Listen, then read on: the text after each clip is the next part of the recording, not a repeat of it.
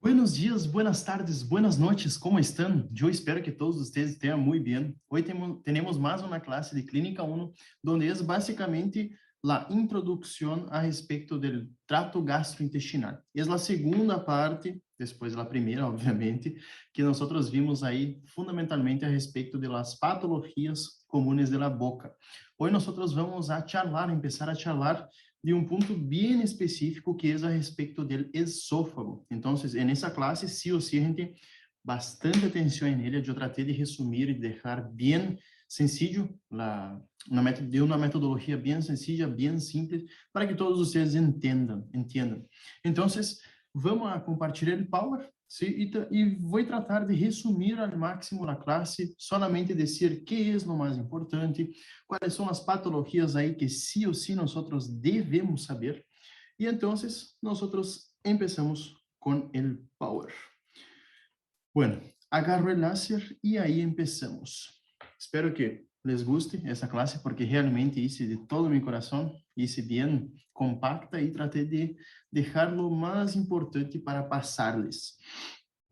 Bueno, gente, quando nosotros hablamos a respeito del trato gastrointestinal, temos que sí o sí nos acordar de um órgano muito, pero muy importante e que generalmente é pergunta de exame. Isso grave porque o esôfago, que nós vamos charlar hoje, generalmente é pergunta tanto em las eras, ou seja, os exames de era, quanto em los exames finais. É muito importante porque muitas das patologias que nós vamos ver hoje, ou seja, muita dessa introdução à anatomia, a função, a fisiologia, generalmente nos hace interpretar, nos hace entender as outras patologias. Então, necessito que vocês ponham muitas pilas nessa classe, porque é uma classe fundamentalmente importante, sim, muito importante. Pongan estrellita em toda a classe. Les vou passar as coisas mais importantes dessa classe que sí ou sí nós necessitamos saber. Pero principalmente, antes de começar a charlar nas patologias, temos que saber que é o esôfago, de que está compuesto. Então, o esôfago é um órgano, é um tubo, ou seja, é um órgano hueco, fibromuscular. ¿Qué quiere decir eso? Eso, que tiene fibras musculares y tiene fibras elásticas. Tiene la función de llevar el alimento básicamente desde la boca hacia el estómago. Va desde C6, cervical número 6, hasta la D11 aproximadamente, gente. ¿Por quê? Porque su longitud, ou seja, su tamanho, vai ser aproximadamente de 18 a 26 centímetros. Acuérdense que quando les perguntem qual é o tamanho do esôfago, ¿sí? Não se olvidem de uma palavrita mágica, que é depende, porque não é o mesmo tamanho um paciente que tem 5 anos e 1 metro de altura e um paciente que tem 25 anos, 1 metro e 80 de altura. Então, não é a mesma distância da boca hacia o estômago. Acuérdense isso da palavrita depende. E tem 3 porções fundamentais, que são a porção cervical, a porção torácica e a porção abdominal. Então, temos acá arriba a porção cervical, ¿sí? Depois inicia a porção torácica, que vai hasta o hiato esofágico, e depois empieza a porção abdominal. Acuérdense que o que divide tórax e abdômen é o diafragma. Então, sí ou sí é importante, por lo menos, saber o básico disso. Outra cosita bem importante, gente, é saber que o esôfago está composto por basicamente 3 capas, 4 capas. Temos a mucosa, a submucosa, a muscular e a adventícia. Donde a mucosa é o epitélio escamoso estratificado no queratinizado. A muscular da mucosa, temos que dividir que o terço superior é basicamente músculo estriado. Depois, terço médio do esôfago, aproximadamente acá, nós vamos ter uma mescla entre músculo estriado e músculo liso. E por último, acá no fim, temos músculo liso. Por que é importante saber isso?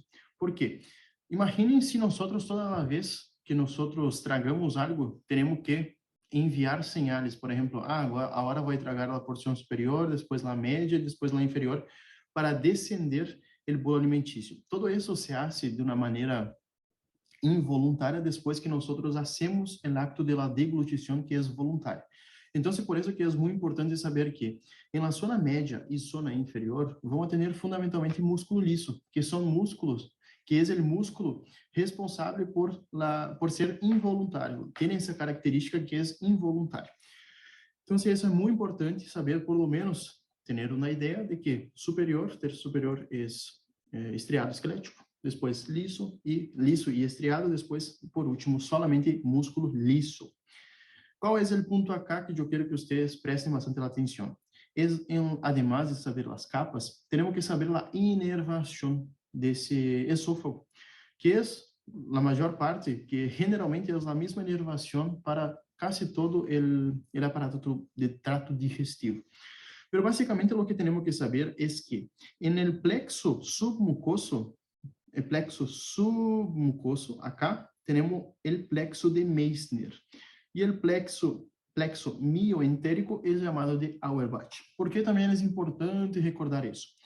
Depois, nosotros, nas próximas classes, vamos ver algumas patologias, e hoje também vamos ver, por exemplo, a calásia, que é uma patologia que é causada por conta de uma destrução desses plexos. Acuérdense que quando nós temos esses nerviocitos aí, tanto no submucoso e também o plexo mientérico de Auerbach, nós temos a contracção dessa fibra muscular, ou seja, desse músculo, desse órgão fibromuscular. Se nesse plexo nós vamos ter ou uma diminuição da contracção ou uma atonia desse músculo. Então, é muito importante saber que, no exemplo da enfermidade de Chagas, podemos ter tanto uma hipomotilidade esofágica como uma hipomotilidade do trato gastrointestinal. Principalmente, o que há que saber é isso, gente, e também a respeito da anatomia, temos que sim ou sim, isso com estrogito, porque sim ou sim é muito importante, temos que saber que temos dois esfínteres fundamentalmente. Temos o esfínter esofágico superior e o esfínter esofágico inferior. Pero por que é importante saber isso? Porque no esfínter esofágico superior é um esfínter anatômico e o esfínter esofágico inferior, o fundamental acá é saber que é um esfínter que é fisiológico. O que quer dizer isso? Quer dizer que não tem, por exemplo, músculo próprio para a contracção. Não é como o ano. Se o ano é hecho de um músculo próprio para a contracção que cierra o ano. Acá não temos músculo próprio. É fisiológico porque depende de algumas estruturas adjacentes. Como, por exemplo, vai depender do diafragma, vai depender de sua inserção por os pilares diafragmáticos, depende muito do cardias, ou seja, do estômago também. Sim, por que o cardias? Porque o cardias generalmente hace com que se fuera assim uma posição hacia arriba, uma concavidade hacia arriba. Então, se isso nos vai a ser uma pressão no esfíncter esofágico inferior, e isso impede com que haja refluxo patológico. Por que digo refluxo patológico? Porque todos nós temos refluxo, pero solamente o refluxo patológico é quando temos alguma sintomatologia associada. Pero basicamente, o de interesse acá, o mais importante que sim ou sim temos que gravar, é que o esfíncter esofágico inferior, por ser fisiológico, depende de fatores.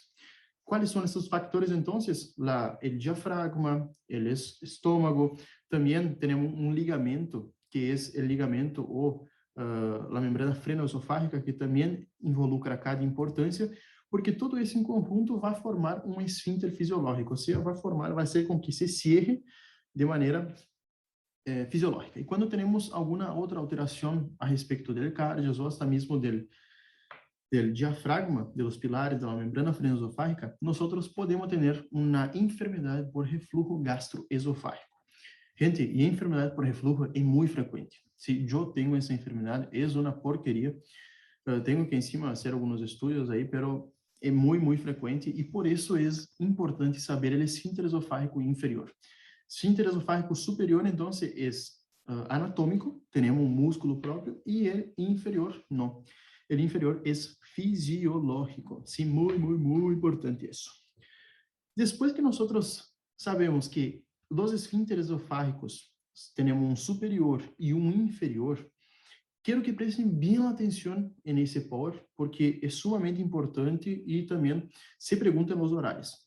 Bueno, como mecanismo de la deglución. ¿Qué es la deglución? La deglución es un acto voluntario donde nosotros empezamos, por ejemplo, tenemos la formación del bolo alimenticio en la boca y ahí enviamos una señal desde el cerebro hacia la lengua. Hacia la lengua, después la lengua tiene una acción a la faringe y después tiene una acción propia del esófago que va a hacer con que esa comida que nosotros estamos intentando masticar, que nós mastigamos e enviamos a señal para ser deglutida, hace com que, em um primeiro momento, seja um mecanismo voluntário, ou seja, é de nossa intenção fazer esse movimento ou essa ação, e depois nós teremos uma fase, duas fases involuntárias, que é a fase faríngea e a fase esofágica.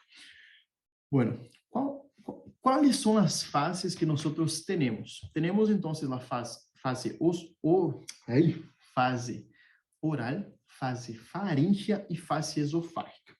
Então, como está acá escrito, e também que nós temos que saber, a fase oral é voluntária, e depois as outras duas, faríngea e esofágica, são involuntárias. Justamente, isso é porque quando eu falei ao início, que nós não pensamos em la deglución, simplesmente emitimos uma señal e nosso corpo hace totalmente o restante. Acuérdense que a fase oral, que vai constar essa fase oral? Basicamente, a língua vai ser que vai hacia arriba, língua vai hacia arriba e hacia atrás. Então, isso permite que todo esse bolo alimentício que está acá, se todo esse bolo alimentício se vai hacia arriba e hacia atrás, llegue a la faringe. E em la faringe, vamos ter a fase faríngea, que já empieza o mecanismo involuntário. Seria como se fosse um reflejo. Lo que nós temos na fase faríngea, depois de essa elevação da língua e que se move hacia atrás, nós vamos ter basicamente um desplazamento da faringe, ¿sí? Que vai hacia arriba e hacia adelante. Então, que hace isso quando a faringe vai hacia arriba e hacia adelante? Quando vai hacia arriba e hacia adelante, ocluye la glotis por la epiglotis. E isso hace com que nós, quando tragamos qualquer coisa, não nos cause uma ida ao agujero errado. Como, por exemplo, quando nós estamos tomando água e sem querer, a glotis tem um cierre incompleto ou alguma alteração, ou nos distraímos aí por alguma outra questão, o que pode passar é que esse água vá a la tráquea e nós nos vai dar tos. Então, ou seja, é um mecanismo reflejo, a tos também, nesse caso, por algo estranho aí na via aérea. Pero basicamente o que passa é que na fase faríngea, a faríngea vai hacia adelante e hacia arriba, e o que passa é que cierra la glotis por la epiglotis, e então se permite com que o bolo alimentício, miren acá, o bolo alimentício, que esse amarillo, passe hasta o esôfago. E no esôfago temos outra fase. O que quer dizer essa fase esofágica? Essa fase esofágica é justamente por os músculos esofágicos, que são fundamentalmente o músculo liso. Esse músculo liso tem uma contração, não é sincrônica, iba a dizer sincrônica, mas não é. É uma contração que é coordenada. O que quer dizer isso? Que quando, por exemplo, llega o alimento, imaginem, se nós temos uma coordenação da contractura do esôfago, ou seja, o esôfago se contrai para descender, nós temos, por exemplo, viene o alimento acá, amarillo também, viene o alimento, empieza a descender, e quando descende, está descendendo, eu tenho uma compressão acá arriba para ir descendendo mais, então se empurra esse alimento um pouquinho mais hacia abaixo. Então, eu tenho outra porção do esôfago que também vai ser a mesma coisa, ligou o alimento, eu pressiono e vai ligando assim ao estômago. O que passa? A fase esofágica, gente, é involuntária, ou seja, eu tenho uma compressão acá, depois haciendo com que descenda o alimento hacia o estômago. Quando eu tenho alguma patologia, como, por exemplo, uma disfunção dessa coordenação, como um espasmo esofágico difuso, eu tenho, por exemplo, eu não tenho essa contracção coordenada no espasmo esofágico difuso. Eu tenho, por exemplo, assim, o alimento está acá, eu comprimo acá abaixo, e então se comprimo acá arriba, depois comprimo acá no meio, comprimo abaixo, então o alimento não consegue descender justamente por essa contracção inadequada do esôfago. Então, miren acá. Nós temos, então, a contracção arriba para ir descendendo, como se pode ver acá no Power, descendendo o alimento. Qual é o ponto, gente? Quando nós temos alguma alteração em qualquer das fases, qualquer que seja, nós vamos ter uma disfagia, ¿sí? Disfagia, alteração em qualquer de uma das fases. Acuérdense que uma cosita bem importante, quero que anotem isso. Muito, muito importante. Quando nós temos uma disfagia, disfagia en tercio superior, generalmente la sintomatología va a ser inmediata. Y cuando nosotros tenemos una disfagia en el tercio inferior, medio o inferior, nosotros vamos a tener una disfagia que generalmente se va a presentar 2 hasta 5 segundos después de la deglutición. Entonces, acuérdense isso porque é muito importante. Como eu vou delimitar se a disfagia é alta ou baixa, é basicamente a partir do tempo que o paciente sente a sintomatologia, que tem os sintomas, que é alta al instante, assim meio que imediato, e baixa, e quando nós temos 2, 3 segundos depois. Bueno, a respeito dessas contracções que temos no esófago, temos 3, 4, em realidade são tipo, são uma que é a normal, a segunda, a terceira e a peristalse sintomática. Então, temos 4 cositas que memorizar, que é a respeito do peristaltismo. O peristaltismo é justamente essa coordenação da contracção do músculo esofágico. Pero acuérdense uma cosita, gente. Temos peristalsis primária, que é lo normal. O que quer dizer isso? Como vocês podem ver acá, temos uma contracção e relaxação do terço um pouco mais inferior, que faz com que o alimento descienda, o bolo descienda. Em caso de uma peristalse secundária, nós temos uma alteraçãozinha acá. Secundária, quando temos a palavra secundária, quer dizer que é secundária a algo. Na peristalse, outra cosita, a peristalse primária é iniciada por el ato deglutitório. Deixa eu ver só se estou gravando, porque por aí estou falando e não está gravando. Aí sim, me cago. Bueno, o áudio também, vamos só mirar por las dudas. Teste, sim. Tudo ok. Bueno, gente. Nosotros, entonces, solo para no perder el hilo, en la peristalsis primaria, es lo normal, es iniciada por la deglutición, o sea, va a causar la contracción ahí coordinada, iniciada por la deglución. La peristalsis secundaria, a su vez, es causada por un estímulo, que no es la deglutición. ¿Qué quiere decir eso? Nosotros vamos ter algum estímulo em alguma região do esôfago, generalmente é causada por refluxo gastroesofágico. Essa peristalse secundária, então, é originada por um estímulo. Como, por exemplo, imagine, vem o estômago acá, temos refluxo. Quando o refluxo chega no esôfago, causa no esôfago como se fosse um mecanismo reflexo, fazendo com que esse esôfago, justo nessa posição, se contraiga e que não deixe ascender esse refluxo. Então, a peristalse secundária está causada por algum alimento algum tipo de refluxo, ou esta mesmo está causada por algum alimento que está obstruído, por exemplo, no terço inferior. Por que isso é importante? Porque como se fosse um mecanismo reflexo, como eu falei antes. É um mecanismo reflexo para que todo o alimento, que empieza na boca, depois desciende, llegue ao estômago.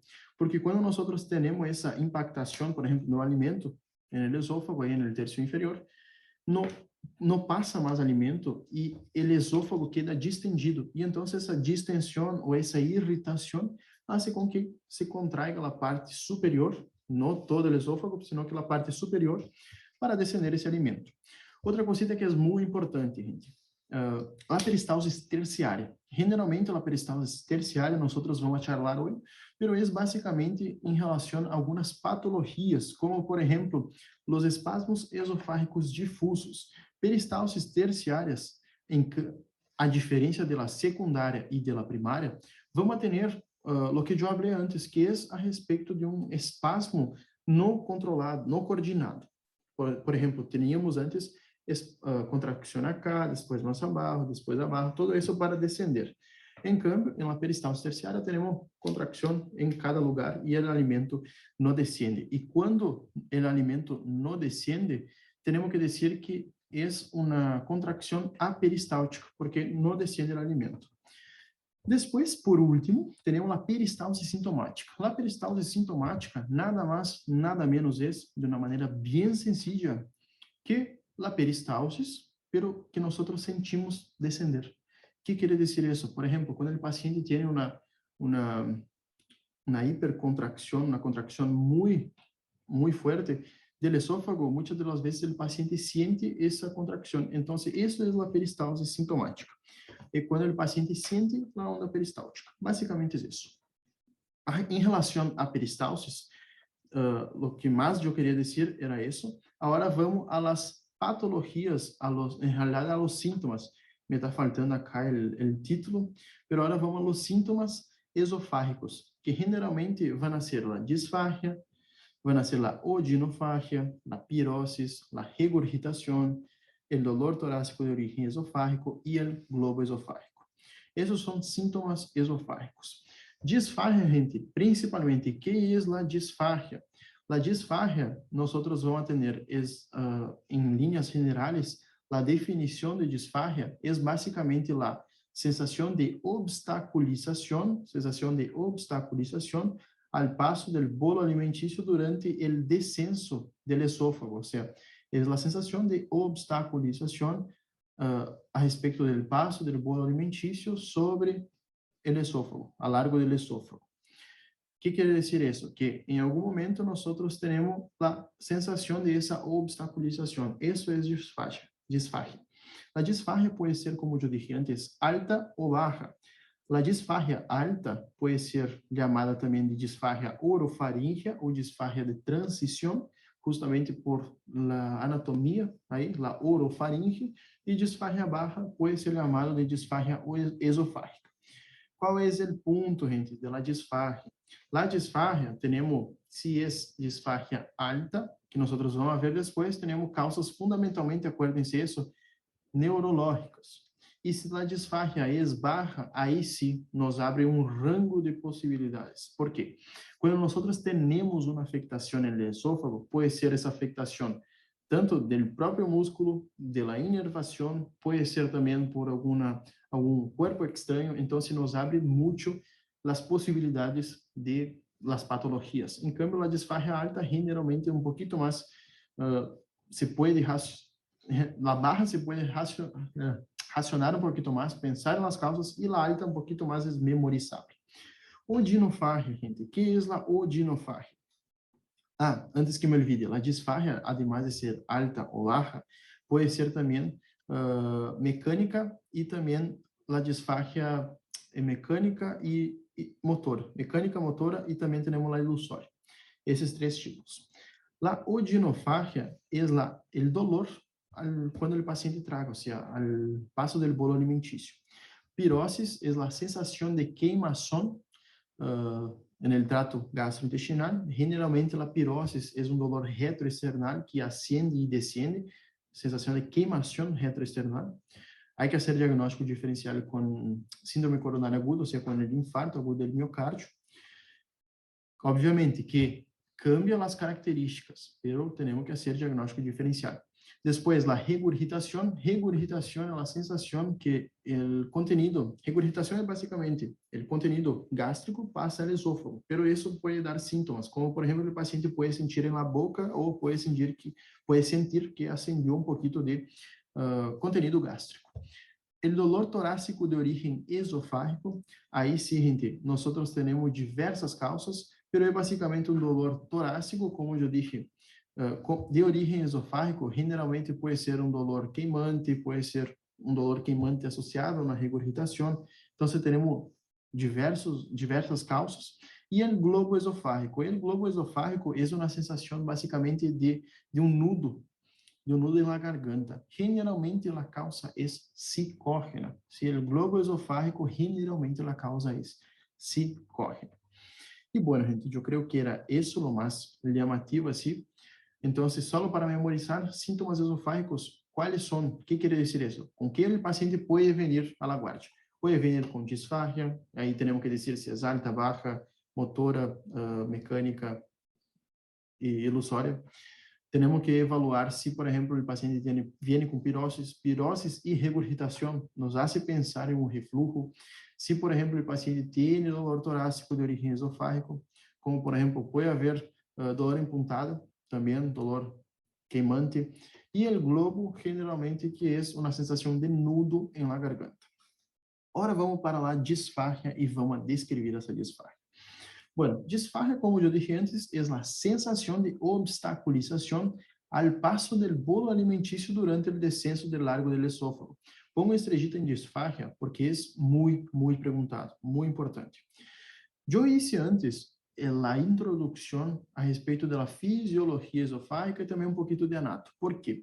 Porque acá nós vamos a relacionar essa fisiologia com o músculo, com a inervação, e com o peristaltismo, e também vamos relacionar com a anatomia. ¿Por que se classifica em disfagia alta ou baja? Disfagia, o que eu quero que vocês se acuerden é que a disfagia alta pode ser chamada de disfagia orofaríngea ou de transição, e a disfagia baja é disfagia baja ou disfagia esofágica. Que é o mais importante acá, gente? A sintomatologia é distinta. ¿Sí? ¿Qué quiero decir con eso? La disfagia alta se da la sensación de obstaculización justo cuando el paciente, de manera inmediata, que el paciente traga algo. E a disfagia baja generalmente genera uma sintomatologia 3 a 5 segundos depois dessa deglução. Agora vamos tomar uma agüita porque para relajar também, para vocês racionarem um pouquinho também. Gente, qualquer dúvida que vocês tenham, me enviem mensagem. Eu estou à disposição de todos vocês. Então, qualquer dúvida que tenhas, me envia mensagem, por favor. Não quedes aí com a dúvida, porque depois para sacar isso é difícil. É melhor sacar agora as dúvidas que sacar no exame. Então, bueno, volviendo para a disfagia, é a sensação então de obstaculização. Alta, disfagia pode ser alta ou baixa. La disfagia alta, gente, nós vamos a classificar, então, a partir do tempo que o paciente aparece com os sintomas depois da deglução. E baixa, basicamente, também depois do tempo da deglução. Depois, nós vamos ver causas bem mais explicadas. Traje um quadrito bem copado aí. E classificação etiológica é basicamente se é mecânica, a disfagia é mecânica, motora ou ilusória. O que geralmente se pergunta se é essa classificação de disfagia alta, baixa e a etiológica que é mecânica e motora. Generalmente é isso o que se pergunta. A disfagia ilusória é um pouquinho meio raro de perguntar, pero por las dúvidas, les explico que a disfagia ilusória, porque eu puse já essa imagem, justamente porque a disfagia ilusória é causada por la compresión del esófago, o sea, la compresión del esófago por una subclavia aberrante. O sea, la subclavia cuando tiene alguna alteración en su morfología, en su creación, puede causar una compresión esofágica, o sea, pasa por detrás del esófago y puede comprimir. Esse vai ser em 80% das causas de disfagia ilusória. Como se hace diagnóstico de disfagia ilusória? Primeiro, hago um parênteses acá para a disfagia ilusória, para depois detalhar os outros tipos de disfagia. Bueno, como diagnóstico, nós podemos fazer uma esôfago gastroduodenal, na seriada esôfago gastroduodenal, que o paciente toma o contraste e vai fazer um par de radiografias, várias radiografias, e então nós conseguimos ver onde está a obstrução. Então, acuérdense que disfagia ilusória generalmente não se pergunta, pero por as dúvidas eu pongo acá, que é causada por conta da compressão de uma subclavia direita aberrante. Cruza por detrás do esôfago e então pressiona esse esôfago e vai causar a disfagia, porque se pressiona, por exemplo, em algum sector, nós não conseguimos descender o alimento por essa porção. Bueno, agora vamos para a disfagia mecânica e a disfagia motora. Gente, principalmente a disfagia mecânica e a disfagia motora. A mecânica, temos que nos acordar que, generalmente, a disfagia mecânica é causada por alguma estenose da luz esofágica. Em câmbio, a disfagia motora, generalmente, tem alguma alteração motora, ou seja, em la coordenação del peristaltismo. ¿Qué quiere decir con eso? Quiere decir que si tenemos una incoordinación del peristaltismo, la causa probablemente sea muscular, nerviosa o hasta mismo acá arriba, en el sistema nervioso central. Eso es lo más así llamativo que quiero fijar.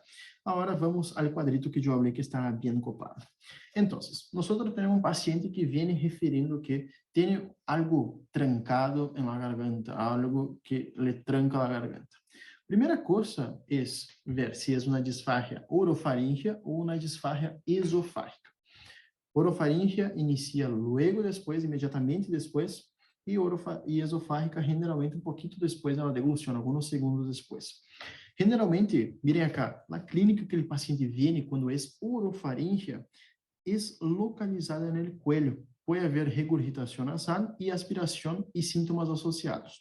En cambio, cuando es esofágica, generalmente el paciente localiza en el tórax o también en la porción superior acá del cuello y generalmente tiene retención de alimentos. Entonces, la disfagia orofaríngea y esofágica, nosotros vamos a diagnosticar si es baja ou se é alta a partir da clínica do paciente.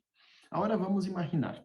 Se pongan as pilas agora para imaginar, porque les garanto que esse quadrito é salvador. Sí, salvador.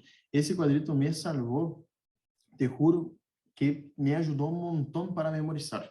E les vou explicar el porquê. Porque justamente já está, además de como hacer el diagnóstico clínico, está aí descrito se é estrutural ou se é de propulsión, como nós vamos ver agora. Então, se disfagia, acuérdense da definição, orofaríngea esofágica, e pode ser uma disfagia estrutural ou de propulsión. ¿Qué quiero decir con eso? ¿Se acuerdan que antes yo puse que la disfagia puede ser mecánica o motora? Entonces, disfagia estrutural es mecánica y disfagia de propulsión es motora. Bueno, si disfagia de estrutural es mecánica y de propulsión es motora, entonces en la mecánica, cuando hablamos de orofaríngea, tem que haver uma alteração estrutural, ou seja, mecânica. Quais são as alterações, quais são as patologias que podem nos generar disfagia estrutural? E les passo as principais e são as que generalmente se perguntam. Divertículo de Senker vamos ver um pouquinho depois da classe. Neoplasias, fundamentalmente neoplasias que hacen com que disminuya a luz esofágica, pero es raro neoplasia acá, por ejemplo, de faringe y todo eso, son patologías raras en la disfagia orofaríngea. Pero puede haber, obviamente, neoplasias orofaríngeas, generalmente faríngeas, membrana cervical ou anillo cervical também podem causar a disfagia, ou seja, a impossibilidade de descenso de uma maneira adequada do bolo alimentício. E, gente, fíjense em uma cosita agora que eu vou lhes mostrar. Basicamente, quando nós temos anomalias congênitas, pode generar disfagia orofaríngea.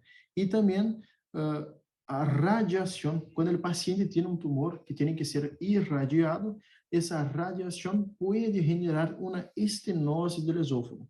Então, se nós, acuérdense uma coisa, se nós temos disfagia orofaríngea, o paciente se apresenta com a clínica imediata na deglução e nós vamos ter, se é estrutural, fundamentalmente, alguma alteração da estrutura do esôfago.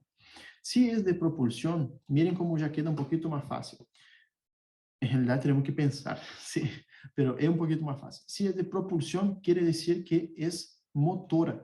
Y motora, si nosotros nos ponemos a razonar y no solamente a memorizar, motora nosotros tenemos desde el sistema nervioso central, nervios y el músculo. Entonces, en algún sector de esses va a estar la afectación. Por ejemplo, vamos a memorizar eso, vamos a entender eso. Se nós temos uma disfagia orofaríngea neurogênica, quer dizer que o problema está acá arriba, ¿sí? No sistema nervioso central. E se nós, ou em alguma parte do nervo, alguma afectação nerviosa. E se nós temos uma disfagia de propulsão, que a afectação está no músculo, justamente a afectação, como seu próprio nome diz, está aí no músculo. Simplesmente temos, por exemplo, uma polimiositis, uma miastenia graves, que vai ser com que o músculo não se contraia. Pero basicamente de propulsión, entonces, es la motora, y nosotros tenemos la afectación o cerebro y nervio o músculo. Acuérdense eso que seguramente no se van a olvidar. Neurogénica, entonces, vamos a tener el ACV, Parkinson y ELA, que es la esclerose lateral amiotrófica, eso vamos a ver después de algunos días. Guillain-Barré también es una enfermedad que puede causar disfagia, e esclerose múltiple. Generalmente, essas são as patologias que mais se perguntam aí de causa. Después, la miógena, gente. ¿Por qué se pregunta también? Porque después, en las clases de neuro, nosotros vamos a ver fundamentalmente Guillain-Barré y esclerosis múltiple. Son patologías que ellos les gustan mucho preguntar. La miógena tenemos afectación del músculo. Entonces, puede ser una miastenia graves, poliomiositis y sarcoidosis. Cuando les falte alguna causa, digan sarcoidosis, porque no va a estar mal. Sarcoidosis causa todo, cualquier cosa. Entonces, miastenia, poliomiositis y sarcoidosis sí o sí grave. Bueno, entonces nosotros sabiendo que el paciente puede tener disfagia orofaríngea o esofágica. Orofaríngea puede ser estrutural o motora. Estrutural ou mecânica ou motora. Acuérdense que mecânica ou estrutural está relacionado à parede, à anatomia. E de propulsão ou motora está relacionado a sistema nervioso central, nervio e também ao músculo. Depois, nós temos disfagia esofágica. Acá, como eu disse, a disfagia esofágica, generalmente, o paciente apresenta a sintomatologia no esôfago, hasta mesmo na porção barra do coelho. Generalmente aparece depois de alguns segundos iniciado a deglução e também vão dividir na disfagia motora e na disfagia mecânica. Na disfagia mecânica, gente, é muito importante uma coisa. Grave nisso porque é pergunta de exame que generalmente se repite e sempre vai repetir. A disfagia, que é estrutural ou mecânica, tem uma característica, que é justo o que está escrito aí. La disfagia es primeramente a sólidos, después papillas y después a líquidos. ¿Por qué es importante yo percibir, yo preguntar esa evolución? Y acuérdense de la evolución, primero sólidos, papillas y después líquidos. No van a decir primero sólidos y después líquidos. Porque es esa la diferencia que yo tengo que hacer con la disfagia de propulsión. La principal diferencia es esa, entonces, la disfagia motora, eu tenho uma evolução, primeiro sólidos, por exemplo, não consigo mais tragar carne, depois não consigo mais papilhas, e por último, disfagia líquidos. Qual é o ponto acá? Generalmente, essa evolução da disfagia se dá por conta de um processo neoplásico, e generalmente é o que os pacientes apresentam. Em cambio, de disfagia en la disfagia de propulsión o la motora, nosotros vamos a tener que el paciente em alguns dias está com disfagia líquidos, depois disfagia sólidos, alguns dias empieza com disfagia papilhas, depois manhã começou com disfagia a líquidos de novo, então não sigue um hilo, simplesmente al azar, assim, hoje me deu disfagia a líquido, manhã me dá disfagia a papilhas, é sempre assim, é como eu disse, é bem intercalado.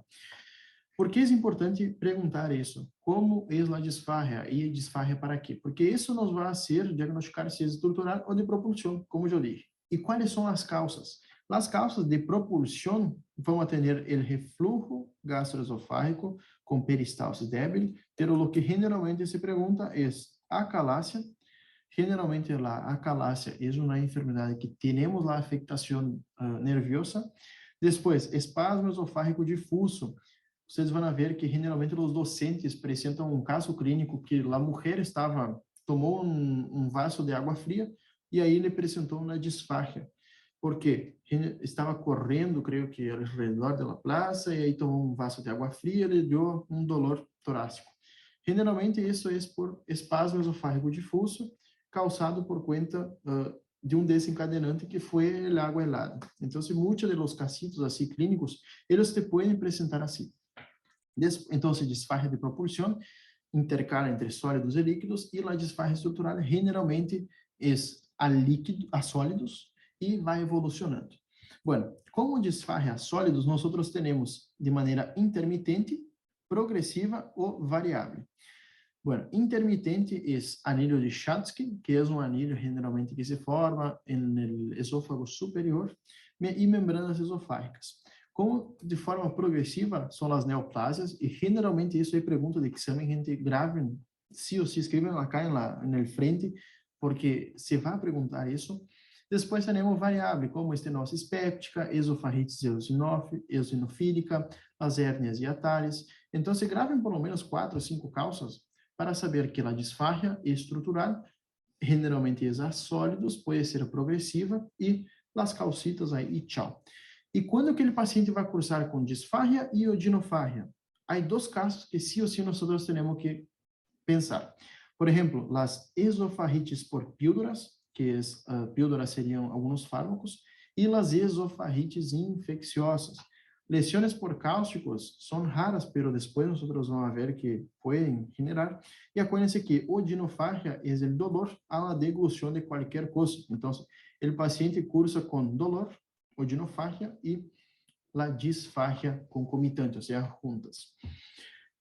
Bueno, sé que es mucha información, sí, pero les digo que disfagia es pregunta, esófago es pregunta de oral, te digo que va a ser preguntado eso en el oral, seguramente.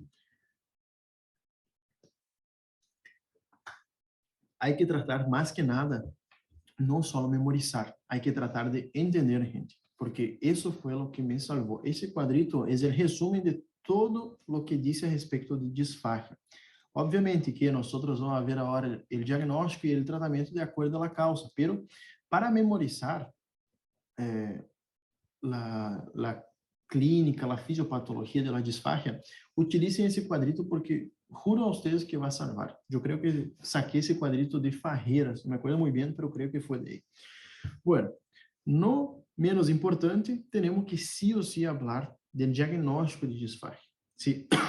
O diagnóstico é fundamentalmente clínico, porque nós devemos delimitar se, por exemplo, é uma disfagia alta ou se é baixa. Porque, de acordo a isso, nós vamos pedir os exames. Não é o mesmo eu ter uma disfagia alta ou orofaríngea que eu ter uma disfagia baixa. As causas são distintas, como nós podíamos ver antes. Então, é muito importante que vamos pedir em la orofaríngea uma fluoroscopia.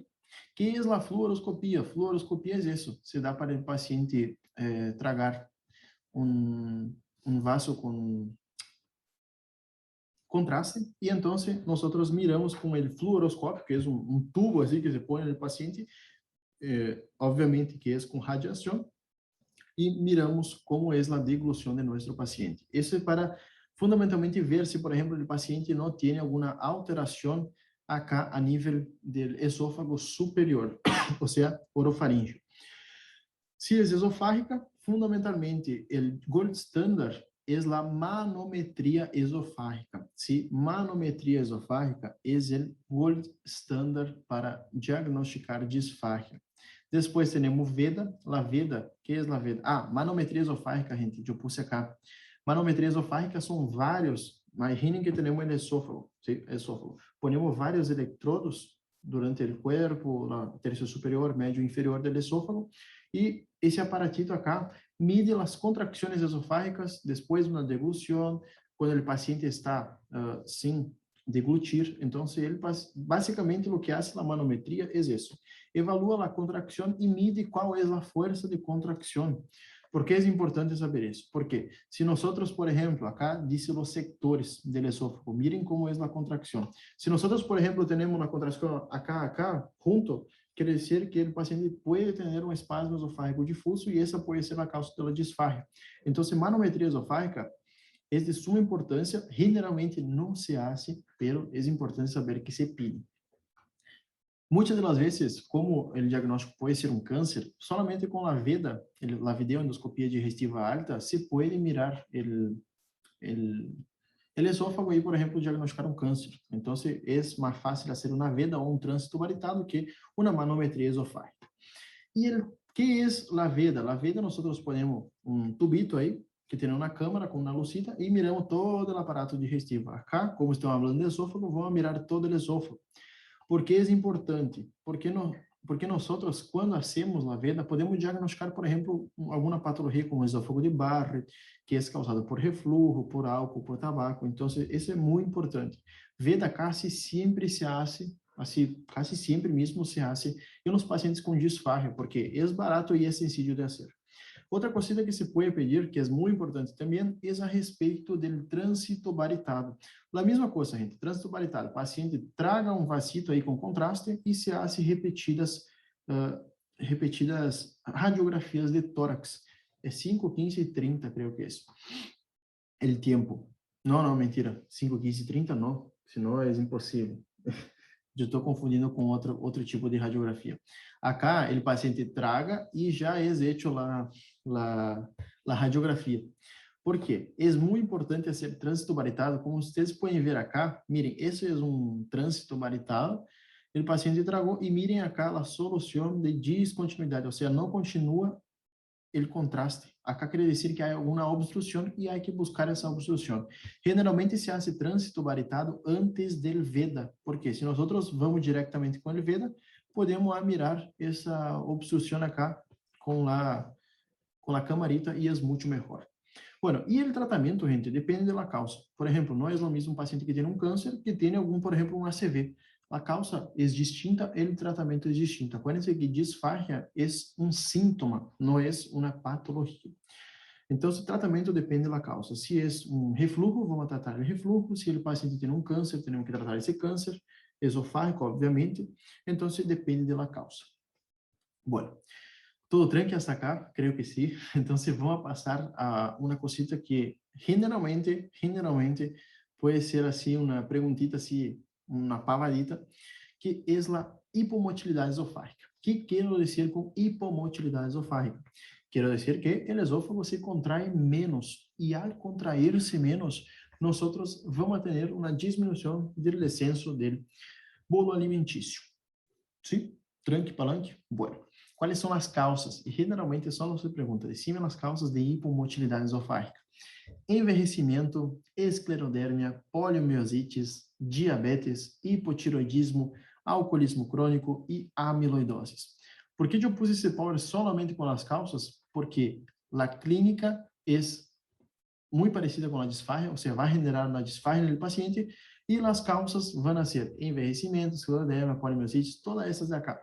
Então, o que pido é que memoricem 5 causas, que já é o suficiente para hipomotilidade esofágica. Ou seja, teremos um enlentecimento nessa motilidade do esôfago, uma motilidade diminuída. Agora vamos sim ou sim à hipermotilidade esofágica. O que é a hipermotilidade esofágica? É quando o esôfago se contrai demasiado. Bueno, que passa? Temos fundamentalmente 3 patologias que sim ou sim são muito perguntadas. Gente, memoricem, entendam isso porque é sumamente importante.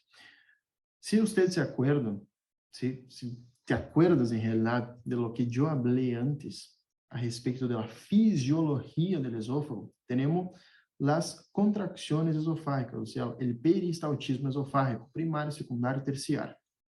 Acá nós ingressamos justamente nesse peristaltismo, nessa parte do esôfago. Qual é o ponto acá? Hipermotilidade esofágica nos quer dizer que o esôfago contrai demasiado. Então, nessa patologia, temos, nesse grupo de enfermidades de hipermotilidade esofágica, temos 3 patologias fundamentais. 3. Obviamente que há mais, mas nós temos que saber essas 3, ¿sí? Que é o espasmo esofágico difuso, o esôfago hipertenso, ou pode ser chamado em casca-nueces, e o esfíncter esofágico inferior hipertenso. Bueno, que é o espasmo esofágico difuso? ¿Sí? O espasmo esofágico difuso é o que eu falei antes. O esôfago se contrai acá, depois acá, junto acá, se contrai de maneira incoordenada. Ou seja, tem reiterados espasmos, ondas são muito intensas e é incoordenado. Espasmo esofágico difuso é incoordenados. O diagnóstico se faz com o trânsito baritado, o paciente toma o bario aí e se saca a radiografia. E essa imagem é característica e é pergunta de exame. Como se vê o espasmo esofágico difuso no trânsito baritado? Se vê com uma imagem em saca-cortios. Saca-cortios é saca-rolho para nós brasileiros. Saca-rolho. Isso é saca-cortios. ¿Sí? Imagine saca-cortios. Justamente porque, imagine, não tem uma peristalsis adequada, se contraiu acá, como vocês podem ver, ¿sí? Como se pode ver, contraiu acá de novo, acá. Então, contrai aonde quer, mira. Contrai aonde quer. Que é o mais importante? Então, no trânsito baritado, porque isso é um trânsito baritado, há imagem saca-cortios. Se pode ser videoendoscopia e manometria esofágica. Que nós vamos ver em uma manometria esofágica? Manometria esofágica, acordo que é o gold standard para espasmo esofágico difuso. pero generalmente yo dije antes que no se hace. Pero anoten que es el gold standard.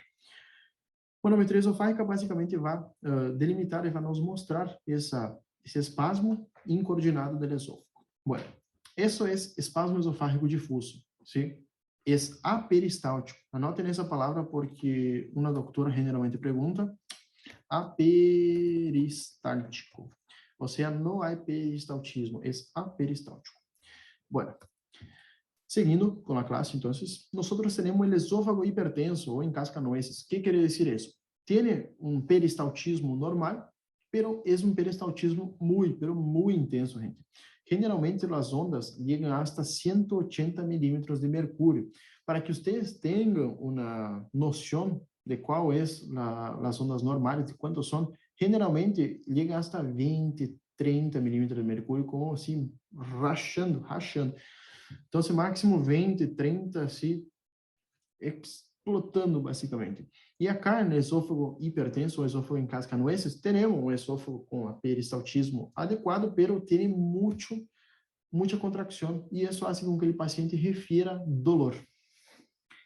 Diagnóstico, então, esse sim, não há que fazer. O diagnóstico é com manometria esofágica, é o gold standard, e o tratamento, nós vamos a utilizar relajantes do esôfago, ou seja, vamos utilizar como, por exemplo, nitratos, bloqueantes do canal de cálcio, para diminuir essa contractilidade. Generalmente, o tratamento dessa não se pergunta, mas eu les digo por las dudas. E esfíncter esofágico inferior hipertenso, acá sim, gente, nós temos um esfíncter aí, esfíncter esofágico inferior hipertenso, muito cerrado.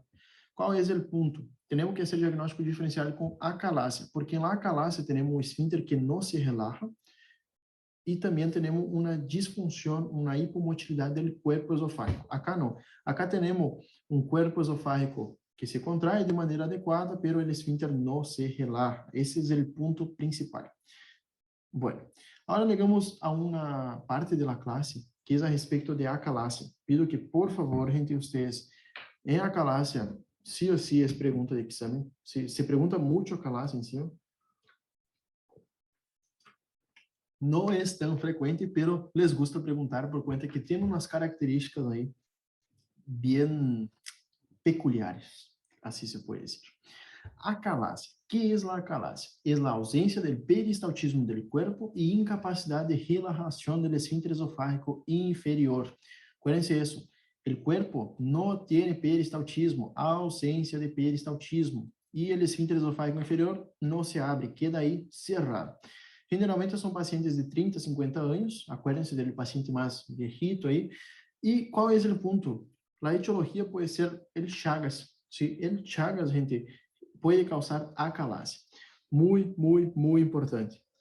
Outra causa também pode ser autoimune, pero não é tão frequente, pero o mais assim que eles vão pedir é enfermidade de Chagas. Sí, generalmente vão apresentar um paciente que tem uma característica aí no trânsito varicado, porque o paciente com acalásia, como não se contrai, ¿sí? Não se contrai o esôfago e o esfíncter em cima está cerrado. Imagine, temos um esôfago que não se contrai. O paciente vai comendo, o esfíncter não se relaxa, vai se acumulando comida. Então, se o paciente vem com muita litose, essa comida que queda aí no esôfago queda se decompondo e então causa muita litose no paciente. Tem dolor torácico, regurgitação de alimentos não digeridos, e isso também é característica da acalásia. O paciente refere que comeu na carne, pero saiu o troço inteiro da carne, então há que pensar sí ou sí se o paciente refere um dolor torácico com essa regurgitação característica e síntomas pulmonares, porque quando o paciente acumula muita comida acá no esôfago, pode haver com que passe do esôfago hacia a tráquea, então pode dar síntomas pulmonares. A vezes pode dar pneumonia aspirativa, pero nesse caso de acalásia, há que saber que fundamentalmente a litose e dolor torácico e a regurgitação de alimentos não digeridos é o característico. Diagnóstico, há que fazer uma boa anamnese, perguntar todo isso no que nós dijimos a partir da clínica, e o importante acá é que a enfermidade de Chagas, se vocês se acuerdam, temos destrução dos plexos de Auerbach e de Meissner. E então, essa é a causa da hipomotilidade esofágica. ¿Y qué nosotros vamos a tener como característico en la calasia? Imagen, en el tránsito varietado, tenemos la imagen de pico de pájaro, ou cola de ratón, se puede llamar así. Miren, el esófago está dilatado en su porción torácica acá, y cuando llega acá cerca del esfínter, está muy chico, o sea, el bario no pasa, el contraste no pasa por acá. Entonces nosotros tenemos lo característico es en pico de pájaro o en cola de ratón, imagen en pico de pájaro o en cola de ratón. Generalmente se pregunta, sí, se pregunta eso, gente, ¿cuál es la característica en la radiografía? Y después nosotros podemos hacer la veda, que en la veda, no traje imagen, pero en la veda nosotros también vamos a ver ese esfínter esofágico inferior hipertenso, hipertenso no, que no se relaja, y también vamos a ver la hipomotilidad esofágica cuando nosotros ahí hacemos la veda. Outra cosita, gente, outra cosita muito importante. Qual é o diagnóstico gold standard de isso? Gold standard de acalásia também é a manometria esofágica, ¿sí? Manometria é gold standard, ¿sí? ¿Por quê? Porque se temos uma hipomotilidade esofágica, temos uma afectação, uma contracção do músculo. Então, o que vê contracção é a manometria esofágica. Alguém cayó, pero não passa nada. Bueno. Entonces, ojo que el gold standard de acalasia es la manometría esofágica. Bueno, tratamento se hace con nitratos. Fundamentalmente, se puede utilizar el dinitrato de isosorbídeo o hasta mismo el mononitrato de isosorbídeo. Lo que generalmente se utiliza, y ya percibí que se utiliza mucho, son los bloqueantes del canal de calcio, la amlodipina, gente. Como vimos en la classe de cardio, nós vamos utilizar acá também amlodipina. A amlodipina inibe a entrada do cálcio, então impide a contracção do músculo liso e faz com que se relaje. Outra coisa que se pode utilizar são injeções. Se ingressa por la veda, por el puntito aí, por el video. La videoendoscopia se ingressa e tem uma agulha na ponta que tem toxina botulínica. Se injecta justamente aí cerca do esfíncter esofágico inferior e então dá uma relaxação desse esfíncter. Qual é o ponto? Dura de 6 a 8 meses. Pode chegar hasta 10 meses essa injeção. E dentro de 10 meses, teria que fazer outra intervenção por videoendoscopia. Pero, acuérdense que toxina botulínica existe, se utiliza, pero tem um curto período de tempo aí. Dilatação com burrias, generalmente não estão aconselhadas, pero podem ser utilizadas. E a cirurgia. A cirurgia de la acalasia se hace uma cirurgia característica, e isso anotem aí, que é a miotomia de Heller. A miotomia de Heller, nós sacamos o músculo e serve muito, ou seja, sacamos o músculo esofágico e sirve muito, pero qual é o ponto? Nós vamos ter muito reflujo esofágico, porque acuérdense que o esfíncter esofágico inferior actuava como uma barreira anti-reflujo, para evitar o conteúdo gástrico que passa no esôfago. Acuérdense que o esôfago não está capacitado com suas células, com sua capa, com sua mucosa, para receber como eu vou dizer, esse ácido do estômago. Então, sí ou sí, há que fazer a cirurgia, que é uma outra cirurgia que agarra o cardias e hace a volta e alrededor do esôfago para reconstruir um esfíncter aí e ajudar para que evite esse reflujo hacia o esôfago. Bueno, então, tratamento cirúrgico, acuérdense de la miotomia de Heller. Después nosotros en la esofagitis infecciosa, ¿sí? No voy a tratar de tardar mucho en la clase, ya estamos casi terminando. Parece que estamos 13 de 23, pero já estamos quase terminando, gente, que se tranque. Esofagitis infecciosa, fundamentalmente, é uma esofagite, uma inflamação do esôfago causada por vírus ou hongos. Generalmente, o hongo mais associado é a cândida e é o mais frequente e está associado a pacientes imunodeprimidos. Tratamento de esofagitis por cândida, generalmente cursa com odinofargia, disfargia, dolor retrocernal, então vamos ter que tratar com nistatina e fluconazol. E por vírus, pode ser por herpes simples, citomegalo e varicela zoster. Generalmente eu pongo isso porque a diferença por hongos e do vírus é que por hongos generalmente aparecem as lesiones blanquecinas que estava falando em la outra classe. lesiones blanquecinas, generalmente facilmente desprendíveis e que depois, quando sacamos, queda aí com uma porção sangrante. E acá, por vírus, generalmente são lesiones mais que têm mais uma crosta e hasta mesmo podem ter uma úlcera no centro. Generalmente, a causa mais frequente é herpes, citomegalovírus e varicela, e acuérdense que o paciente, sí ou sí, tem um grado de imunossupressão para generar essa esofagite. Tratamento, herpes simples aciclovir, citomegalo é ganciclovir e varicela zoster é aciclovir. O que generalmente se pergunta, gente, o que generalmente mesmo se pergunta de esofagites infecciosas é quais são os agentes e como se trata.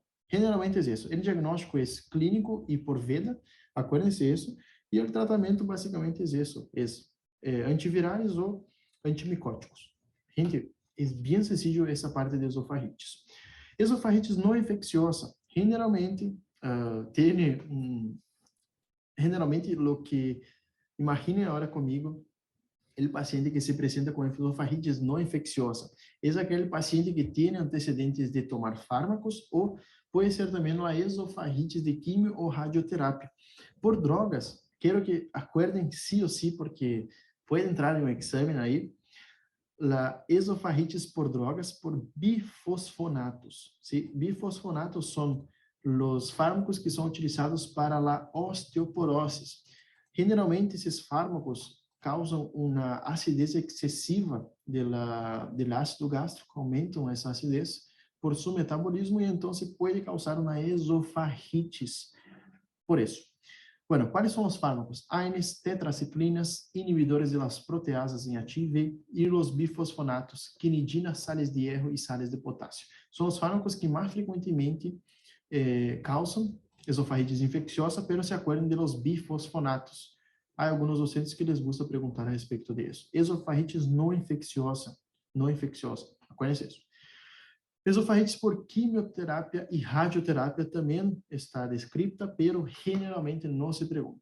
¿Sí? Não se pergunta. Pero é do mesmo mecanismo. Causa uma inflamação do esôfago, pero que não tem um fator desencadenante. Outras esofagites que podem perguntar, pero que não é mais tão frequente, é a esofagites por cáusticos. A esofagites por cáusticos, é causada por conta de los niños que tomam lavandina ou os pacientes que intentam suicídio. Não é mais tão frequente porque generalmente causa uma clínica, se o paciente não consegue lograr o suicídio, causa uma cosita bem desagradável. Se o paciente queda aí com o esôfago, não consegue comer, muito dolor, deve ser um inferno, juro para vocês.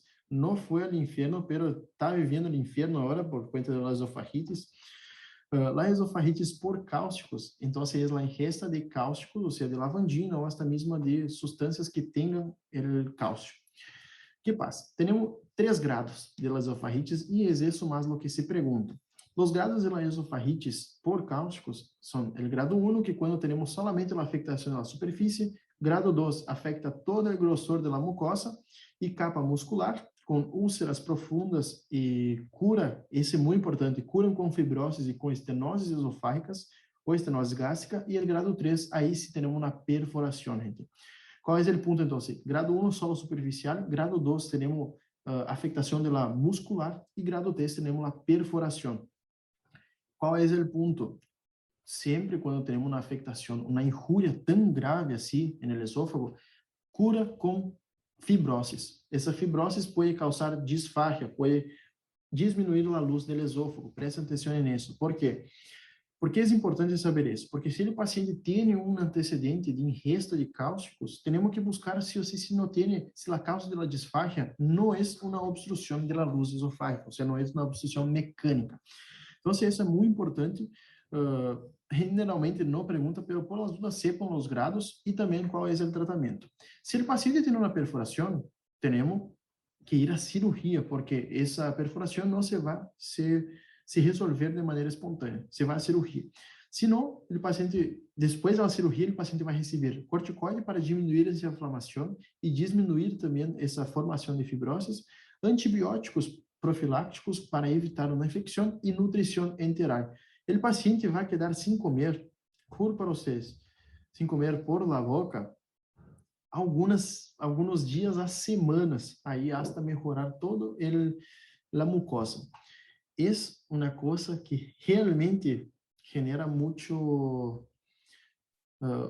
se el paciente no consiguió morir con eso, no va a intentar de nuevo con cáusticos, va a intentar con otra cosa. Juro que eso es una de las peores cosas que hay.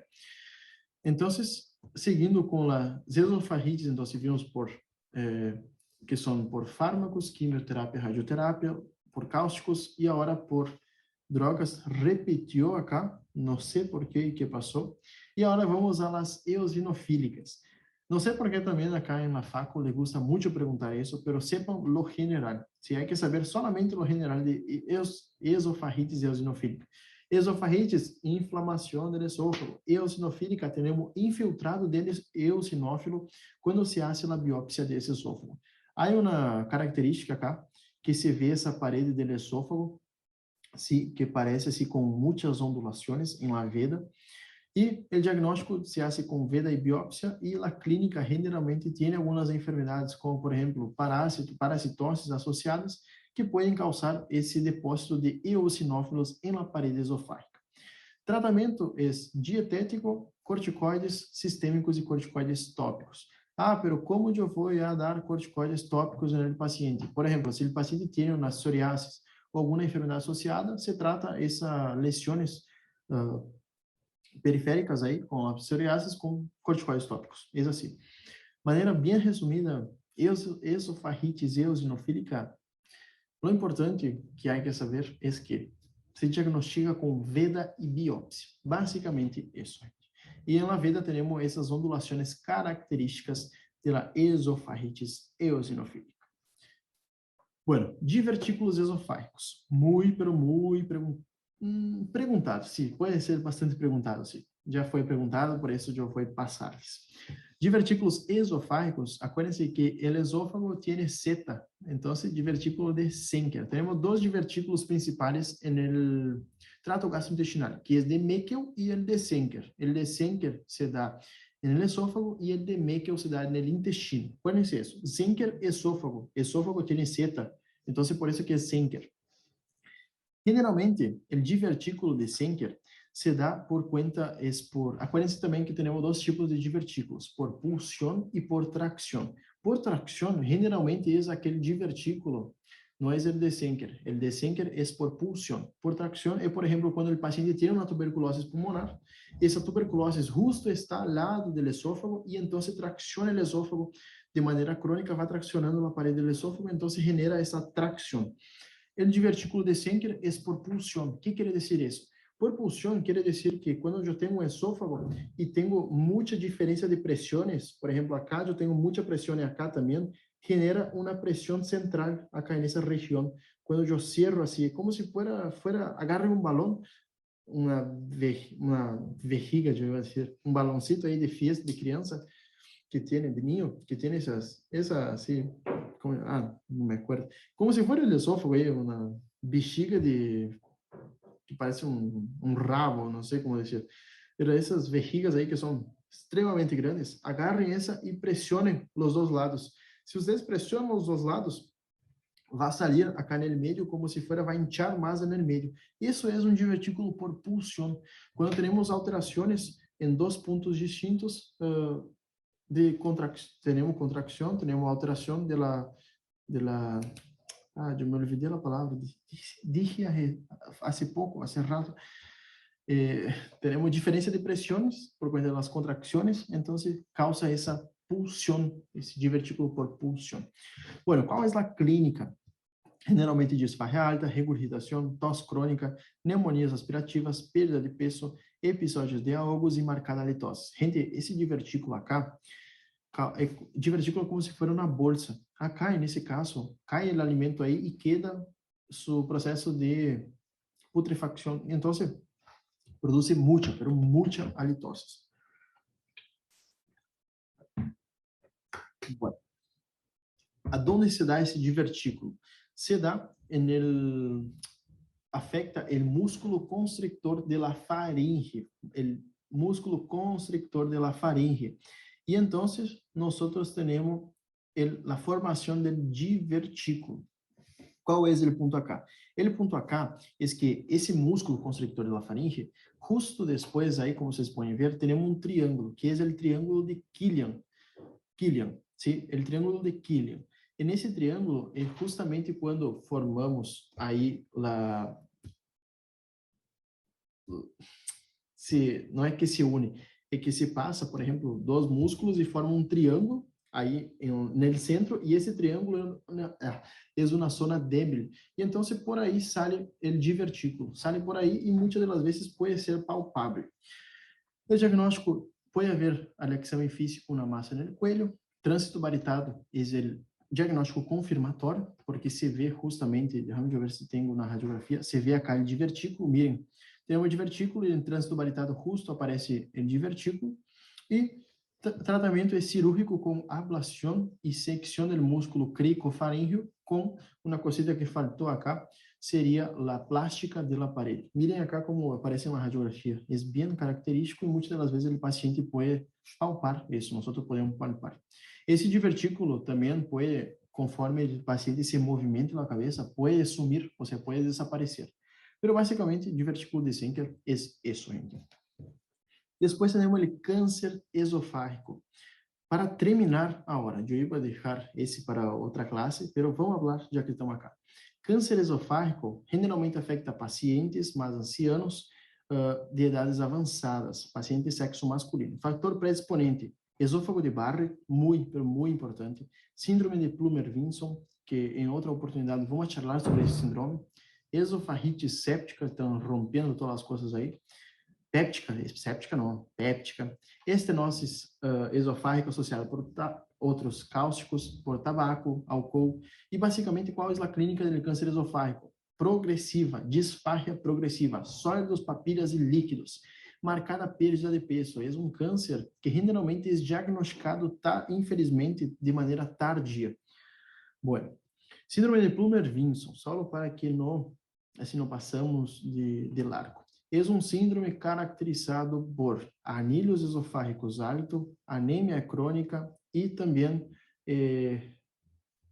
câncer esofágico. ¿Sí? Câncer, anemia e anilhos esofágicos altos.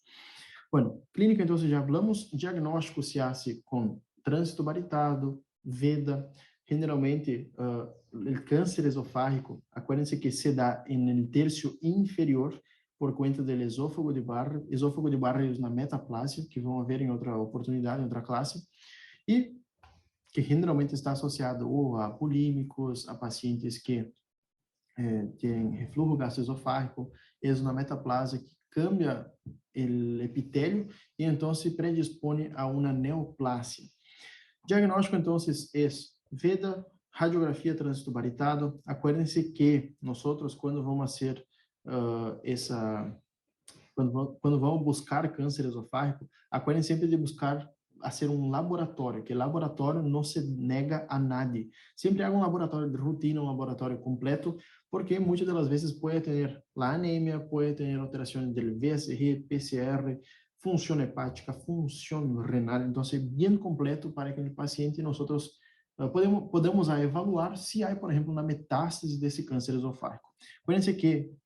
Acuérdense, imaginem o paciente, anciano, homem, anciano e meio gordito. Generalmente, esse é o paciente de câncer esofágico.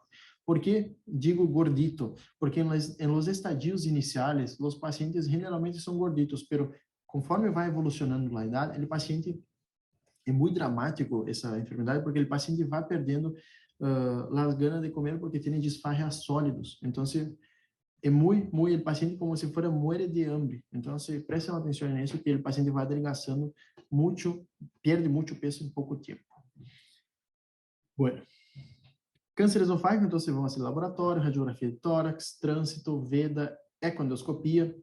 Acuérdense que o trânsito varitado, nós vamos ver essa imagem, que nos dá uma imagem de diminuição da luz esofágica, assim como vocês podem ver.